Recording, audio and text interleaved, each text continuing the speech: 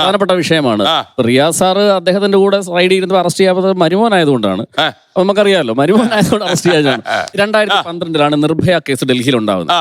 ആ കേസുമായി ബന്ധപ്പെട്ട് ഒരുപാട് ചെറുപ്പക്കാർ, അന്ന് BJP ആണ് ഇന്ത്യ ഭരിച്ചിരുന്നെങ്കിൽ ആ ചെറുപ്പക്കാരെ മുഴുവൻ രാജ്യദ്രോഹികളാക്കിയാണ്. പക്ഷെ ഞാൻ ജനാധിപത്യ ബോധത്തിൽ പറയട്ടെ, അന്ന് 2012 ഡൽഹിയിൽ ചെറുപ്പക്കാരുടെ മഹാസമ്മേളനം നടന്നു. എന്താണ് അതിന്റെ ഇമ്പാക്ട് ഉണ്ടായത്? അതിന്റെ ഇമ്പാക്റ്റാണ് 2013 ക്രിമിനൽ ലോ അമെൻമെന്റ് വന്നു.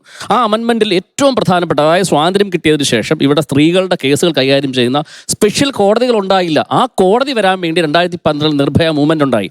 അതുപോലെ ജുവനൈൽ ജസ്റ്റിസ് ആക്ട്, നമുക്കറിയാം നിർഭയ കേസിൽ ഏറ്റവും ക്രൂരമായ പെൺകുട്ടിയോട് ബിഹേവ് ചെയ്തത് ഒരു 16 വയസ്സുള്ള ചെറുപ്പക്കാരനാണ്. ആ ലോ അമെൻമെന്റിലാണ് 16 വയസ്സ് കഴിഞ്ഞാൽ അവനെ അഡൾട്ടായി പരിഗണിക്കാമെന്ന് പറഞ്ഞ അമെൻമെന്റ് വന്നത്. മാത്രമല്ല, ആസിഡ് അറ്റാക്ക്, ഇന്ത്യയിൽ ഒരുപാട് ആസിഡ് അറ്റാക്കുകളുണ്ട്. 326A എന്ന് പറയുന്ന ഒരു വകുപ്പ് അമെൻഡ് ചെയ്ത് കൊണ്ടുവന്നത് നിർഭയ ആ സംഭവത്തിന് ശേഷം. അപ്പോൾ എൻ്റെ ചോദ്യം പ്രശാന്തിനോടും BJP-കാരോടും ഇത്രയേ ഉള്ളൂ.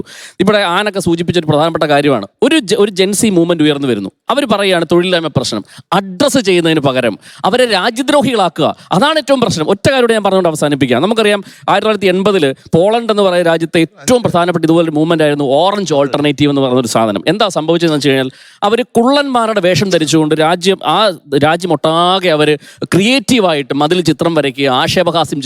അവരൊരിക്കലും രാഷ്ട്രീയ പാർട്ടി രൂപീകരിച്ച് അവർ രാഷ്ട്രീയത്തിലേക്ക് പോയില്ല. എന്താ സംഭവിച്ചേ? പ്രതിപക്ഷ പാർട്ടികൾ ആ സ്പേസ് കവർന്നെടുത്ത് അധികാരത്തിൽ 89 പോളണ്ട് ഇലക്ഷൻസ് ഇടതുപക്ഷ സർക്കാരിനെ മാറ്റി എന്ന് പറയുന്ന പോലെ ഇവിടെ ഈ സത്യത്തിൽ ഇവരുടെ ഈ മൂവ്മെന്റ് എന്ന് പറയുന്നത് BJP-ക്ക് എതിരല്ല.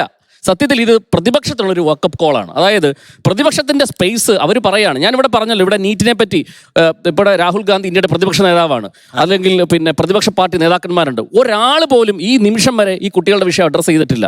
അപ്പൊ പ്രതിപക്ഷത്തിനുള്ള വലിയൊരു സ്പേസാണ് അവർ പറയുന്നത്. ആ സ്പേസിനെ പ്രതിപക്ഷം ഉയർത്തിക്കൊണ്ടു വന്നാൽ BJP പരാജയപ്പെടും. അതാണ് അവരുടെ പ്രശ്നം.